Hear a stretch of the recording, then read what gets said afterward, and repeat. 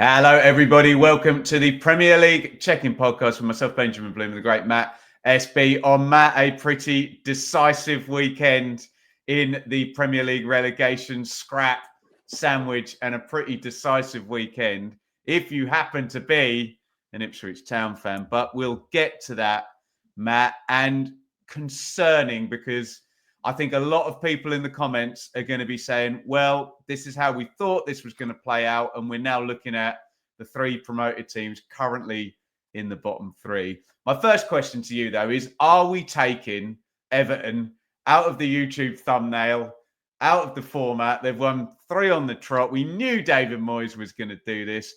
4-0. They beat Leicester. Good morning, Matt. And should we stop talking about Everton in these videos? I think so. The best way to address this is this was statement week in the Premier League with no draws, Ben. We had 9 wins and obviously 9 defeats. Obviously, Chelsea play West Ham tonight. And it was also bounce back week for most teams because 6 teams that lost last week won this week. Some really big stories, and especially down at the bottom of the table. Everton now, Ben, that is 3 wins in a row, which is absolutely massive down at the bottom. We say back-to-back wins buys you a lot of time. 3 wins, and they're almost safe Guarantees now, Ben. your safety, doesn't it? 3? Yeah, it really does. I mean, David Moyes, what a job he's done. And the thing is as well, Ben, it wasn't that they've snuck this 1-0 against Leicester. It was a real statement. 4-0, scoring after 10 seconds to keep a clean sheet as well. Absolutely scored them, didn't they? And as well for Leicester, a disaster because Wolves won as well. So a double whammy for Leicester and also for Ipswich, who we're going to come on to. But you asked me about Everton, and I think this is it. We've said that 30 points is enough to stay, well, should be enough to stay up unless we get a real rising tide. 30 points, and they're on 26, Ben. They've still got an extra game on everyone else. Still got 15 to go. They basically need to pick off one more win and another draw, and then they've hit 30 points. I think they're fine. Bye-bye, Everton, from these videos. It was nice knowing you. Wolves were the big winners, obviously. Well, we talk about Southampton, but whether we're attaching them to this race just yet or not, I don't know. But massive win for Wolves against Villa. Villa have struggled after the Champions League games, and it looked like a loud Molineux there, and it looked like they went after him. It looked like they played well as well, made quite a few chances. I know the keeper played well in the second half from the highlights package.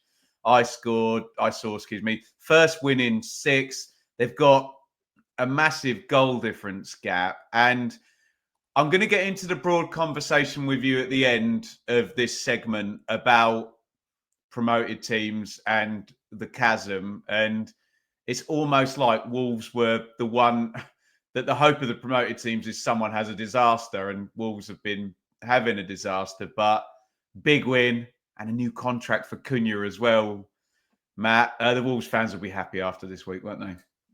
I was just about to mention Cunha because with all the links he's had this window, it's almost like a new signing, isn't it? The fact that he's sticking around, which is absolutely massive, gives them a lift. And on top of that, Ben, we a few weeks ago looked at the fixtures and said, you know, there's a chance that Wolves could be a little bit cut adrift after these next few games. Well, they've got through a lot of difficult games and they're above the bottom 3. So that really is sending a message to the others. It's obviously helped out by the fact that Leicester City and Ipswich Town keep tripping on their own shoelaces, but Wolves are absolutely flying now. And yeah, what a win as well. You know, Villa are obviously a good team, but to take them down. And the thing we've said with Wolves this season, Ben, is defensively they're very open, but they've started to keep clean sheets. And it's a nice, comfortable 2-0 win. Cunha, of course, gets the goal. And like I say, it's like a new signing. You feel that there's this positivity at Wolves now. And it's also that muscle memory that we've spoken about. A Premier League team know how to get over the line. I know we don't usually associate Wolves with a relegation battle, but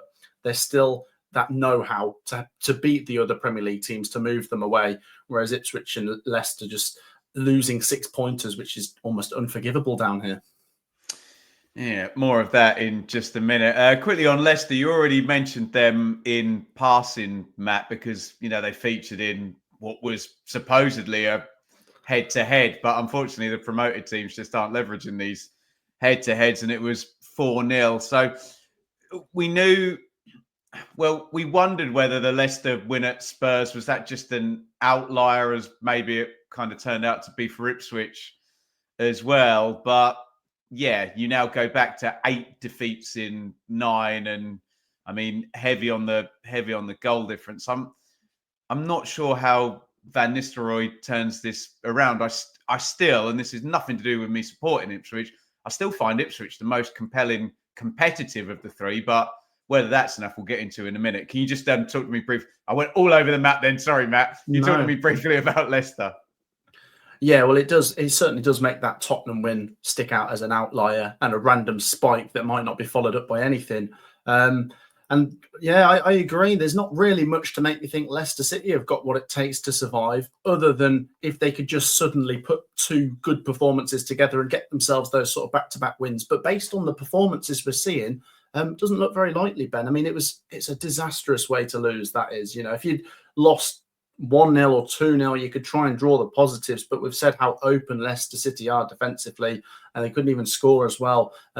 They've conceded 53 now, Ben, so only 1 less than Southampton have conceded, and the way they're going, you can see Leicester having the worst defensive record this season. You look forward to their fixtures as well, Ben. It's not going to be easy. Obviously, you've got Arsenal, Brentford, West Ham, and then Chelsea and Man United. So looking at it, there's not really many opportunities to pick up wins. It's just going to have to be where they can. I think draws are going to be killing teams down at the bottom here. I know draws give you a bit of movement, but Leicester might as well just lose 2, win 1, lose 3, win 1, and try and just sort of randomly jump every so often to try and keep themselves within touching distance. That's the main thing you could take away if you're a Leicester fan or an Ipswich fan. You're still within touching distance, but if Wolves win again next time and these 2 don't, yeah, it looks like it could be curtains. Speaking of curtains, let's talk about Ipswich, because this was a disaster, Matt. Everyone had it kind of set up as this was the doomsday scenario, that you've got this one game now. You're at home to the only team below you in the table. There's been some action in the transfer window in terms of Enciso and Philogene coming in and, being able to play. Gotta go and beat Southampton. Worst case scenario is a draw, and that's no disrespect to Southampton. I'm just talking about that from the point of view of the league table. And Ipswich lose the game. They don't give up many chances, but again, point out, I never like digging out individual players. We can point out the keeper again for Ipswich on probably both the goals and the lack of intensity on the second goal as well. I feel very deflated, but I'm kind of more interested in your view outside the bubble. Killer blow, that one? Yeah, I don't want to come on here and say, oh, that's it now, because it isn't. But this was the one we penciled, wasn't it, a few weeks ago? You got difficult games. Yeah, tattooed it, mate. Yeah, literally, yeah. Get out there. Big circle on it, didn't we? This was the banker. This was the one that wouldn't fail. This is the one that couldn't fail. But it failed. And what a bad weekend for Ipswich, because obviously with Wolves and Everton winning as well, Ipswich have basically stood in the middle of the road and been run over from both directions. It's really disastrous, this, because it saps your confidence away. I don't know what it was, Ben. Was it a lot of nervous energy? Because it was almost like a cup final. And what we did say in terms of Southampton, who we'll come on to in a minute, they almost had no pressure on them. Everyone's written them off. They came into this thinking, what's the worst that can happen? I know as a professional, they'll be thinking, we've got to keep winning and trying to, keep winning. They've only won 1 this season, but they've got to keep trying to win to get out of this. But even their own fans are giving up at this point. But they came here and they just looked more steady. And like I say, a lot of nervous energy at Portman Road. And the keeper, you can't do that in these games. Against Man City, when you're losing 4s and 5s, okay, you can make a mistake, you get away with it, but not in these games, Ben. You've now got to make up for it with a win elsewhere. You've got to beat someone that you're not expected to. Can I dive in there, mate? You talk about the nervous energy, and we've talked about for Ipswich and the other promoted teams, everything has to be perfectly online. And Ipswich played well for half an hour. And I think the feedback I've got from everyone is they played well enough to win the game. But if you punctuate that with going behind with a really crappy goal, which, kind of resets things, and then not scoring, Ipswich probably would have won like 3-1 if they'd scored at the start of the second half. And then you talk about the nervous energy, and, not only do you stop making chances, but you actually go ahead and lose the game. Shall we give Southampton some credit? Because I don't even think the Saints fans thought they were going to go there and get a win, and they've done that. I'm still not going to take Saints seriously, given the amount of points they are behind, but it's a great result for them. And we forget the fans in all of these things, that they've been watching not many wins. So let's give Southampton some credit, I guess, through gritted teeth. From my point of view, you can be more neutral. Yeah, no, no. I suppose you got to sort of be happy for their fans. No, everyone who supports a team, unless they're one of the so-called big six, has experienced that time where your team is bottom of the division. I mean, as an Ipswich fan, you'll remember in the Championship that season you went down, and Coventry have had their fair share of relegations. It is horrendous, and you go into every game thinking you're going to lose. And fair play to them. Maybe it was the fact there was more pressure on Ipswich. It took their chances, and it did feel, I don't want to say I saw this coming, because I didn't. I did back Ipswich to win, but it did feel like recently we'd seen Southampton put in half an hour together, 60 minutes together, winning at Old Trafford going into the final 8 minutes, but couldn't quite get it over the line. This was the culmination in, they've done it now. They've put enough of a performance together. I wouldn't even say this was a full 90 from Southampton, because Ipswich had their moments to win the game. But fair play to them, I guess. You've got to credit them. I agree with you. I don't look at them and think, oh, that's it now, I'm going to take them seriously in terms of surviving. They have to build on this if there's to be any chance of that.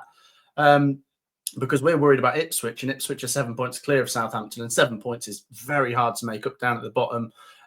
What it probably does mean is Southampton should be able to get past Derby's 11-point record. And like I say, I'm genuinely, without being patronising, I'm happy for their fans, but it feels like they're kind of pulling Ipswich down with them at the moment. I've got to make a couple of bigger, broader points now that we kind of mentioned. And I mean, the first one is, and I've got no argument back to the people in the comments that will say, oh, Ben, this was always going to happen, mate. The 3 promoted teams is too difficult. It was always going to end up being so. And we were just discussing, I don't think either of us had the brain capacity to do the actual maths of how many years in a row now. But obviously we had Fulham, Forest and Bournemouth come up. And since then, it's been that 17 that season, then Luton, Sheffield United, and forgetting the other team now, Burnley, thank you, Matt, go up and then come down. So we're like the second, this is now the third season where we could get Leicester, Ipswich and Southampton go up and come down. So yeah, we're right. Next season would be the 4th season of the same 17 teams, all having, how many transfer windows is that, Matt? If you tack one on the beginning and one on the end and 2 each season, it's like, so 2 each season is 8, 9, and then, move it on. Uncontested transfer windows of 100 million TV money against the Championship teams. And, I know it's easy to just rant about big systemic things because they're kind of easier to argue about and harder to disprove, but that does not feel good. And the other point I'm going to steal from the Blue Monday Telegram group that we're in was someone said, the only hope you seem to have now is that you can finish above all the promoted teams and someone has an absolute disaster, right? Wolves are having an absolute disaster. But Matt, if you've got the table in front of you, if you just give Wolves 1 point per game, which is kind of survival and 38 points, isn't it? Comfortable survival these days. This would already be like last season. Everyone else, the 17, would be 7 points clear of the 3 at the bottom. And I know Everton have only just recently zoomed up, but do you see the point I'm trying to make? That without Wolves kind of crapping the bed like they have this season, we'd already be in, right, there's your 17 established teams. The 3 promoted teams can't compete. And, it's a nonsense. Maybe there's a load of frustration as a fan of one of the teams below the line and the drawbridge there coming out. I get if people accuse me of that in the comments. That's probably a reasonable accusation. But what is your response to the point I'm making about this is a disaster if Leicester, Ipswich and Southampton go? And yes, we could have Leeds who have got this mighty fan base and club size, maybe like a Forest or a Villa to survive. But who else is going to come up and compete, Matt? It's broken, isn't it? It really is, because there's a vicious cycle going on here where you've got that 17 that are going to stay up for another season. And I'm not trying to be horrible. Credit to them for being good enough to, well, obviously a lot of them are too good to go down, and then the others are getting by. But you've got the three that are going to come down that are going to be saying, well, this isn't fair. How are we meant to have a chance of staying up? They come down to the Championship where you've got teams that I support, like Coventry, that look at these teams coming back down. They have to go against Philogene and Greaves and Clark, who are all the best players from the Championship, which are signed for way more money than Coventry could ever spend on anyone, right? Exactly. So we're envious of them, but then when you're in the Premier League, you're envious of them, but you can't. There's like three little chunks going on here. You've got the Premier League teams, you've got, I don't want to call them the yo-yo teams. Add the Champions League on top of the Premier League teams as well. There's another chunk there, way above our heads. Sorry, carry on. But you're right. It's broken into sections here where you've got the teams at the top, the steady Premier League teams, and then it is basically yo-yo teams now, which is the bottom three of the Premier League, the top 3 or 4 of the Championship, and they're going to be doing this unless something changes. I mean, I don't know what if the approach has to change from these teams, or is there just that much of a gulf now that it can't be bridged? I mean, you make a good point about Leeds in terms of club size might help them get over the line, but then that doesn't fill anyone else with confidence that might support a medium-sized club that gets promoted, should we say? And Matt, can I just come in there, mate? I think there's because I know I can hear the Forest and Bournemouth and Fulham fans saying, "Oh yeah, but we did it." But there's now a timing issue now, because you didn't do it where for the previous 4 years it had been the same 17 clubs. And also, even over that time, the money keeps going up and up and up and up. And I mean, even like pick any team, I bet their recruitment this summer, any of those teams was like a few 25 and 30 million pound players. And that's nothing to one of those 17 teams. But as you've just said, to a team coming up for the Championship, that's like, oh my God, how can we compete against that, Matt? Yeah, I mean, credit to Fulham because they were in that yo-yo situation, but they've now kicked on, and credit goes to Marco Silva and everything. But they always had parachute payments when they came down. Bournemouth had parachute payments. Forest didn't. And you can, I mean, obviously. And look how they had to gamble, mate. I agree. There's two sides to this. I mean, one set of people say, well, they broke the rules. They spent too much, this, that, and the other. What the hell else were they supposed to do? That's the other argument where I actually look at it from the Forest perspective where, well, what else are you meant to do to survive? And they took the hit with the points deduction, but they just got over the line. And now they're reaping the benefits of being in the Premier League and not having to be whacked with FFP again. But is that the way we have to do it? Is that what Coventry will have to do if we ever get up? And then, you know, I mean, this is going back to the Championship, but for teams like Coventry, West Brom, Middlesbrough, the only chance you've got is in the playoffs because, like I say, the teams that come down from the Premier League will guarantee themselves of the top 2 spots, and it's a vicious circle. And I wonder if it'll be looked into if this process keeps happening season after season. What I will say, so focusing on the Premier League this season, Ben, to the comments you said about people that will be like, oh, this was guaranteed to happen.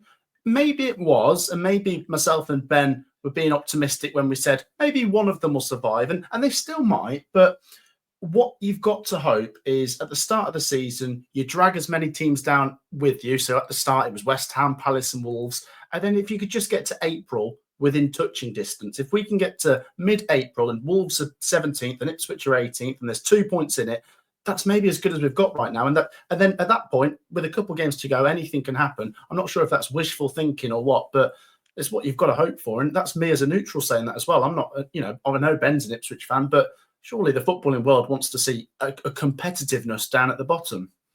100%. We've got to close this out because you and I could rant about this for ages. I just wanted to come back on your playoff point and add one more thing. What also happens now is teams that finish in the playoffs and build stars will have their teams pillaged by the teams that get relegated and then have parachute payments. So even that idea that when George Burley built his Ipswich team over, he lost in the playoffs, like they were in it 4 years running, lost 3 times in a row. You could build the team over 3 or 4 years now. Whereas with the ridiculous thing, if you've got Gus Harmer and Victor Gyökeres and you finish in the playoffs and they're stars, they ain't playing for you next season. Oh, and by the way, where's Gus Harmer now? He's at a parachute team competing against Coventry. So yeah. Anyway, I'm sure we'll get lots of comments on this big segment, but it is what it is. Don't hate the player. Don't hate the player. No, Don't hate the player. Hate the game.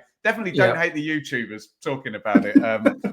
We're just giving our opinions, but yeah, it does look like the drawbridge is really going up on anybody who's not in the 17. And yeah, we'll see how the promoted 3 go next year. Anyway, we can talk about some of our EFL alumni here. And Matt, you were present at the bounce back of all bounce backs as Forest beat Brighton 7-0. Is there a vlog of that over on your channel? Yes, there is. So yeah, I'll recommend go people and check to that out on Matt's channel. But yeah, how was your day?